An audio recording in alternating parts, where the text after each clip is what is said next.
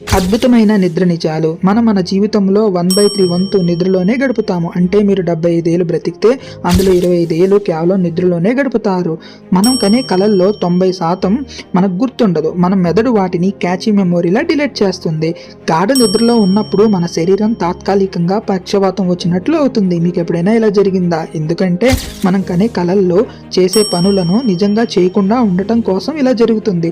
ఆడవారి కంటే మగవాళ్ళలోనే గురక సమస్య ఎక్కువగా కనిపిస్తుంది. ఒకే సమయంలో గురక పెట్టడం మరియు కలలు కనడం అసాధ్యం.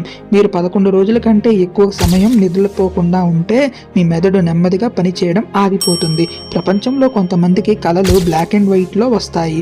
నిద్ర నడవడం ఎక్కువగా పిల్లల్లో కనిపిస్తుంది. త్వరగా వారికి ఆ విషయం గుర్తుండదు. మనం మేల్కొని ఉన్నప్పుడు కంటే కలలు కనే సమయంలోనే మన మెదడు చాలా చురుగ్గా పనిచేస్తుంది. కోరికను మరియు నిద్రను ఆలస్యం చేసే ఏకైక జీవి మనిషి మాత్రమే.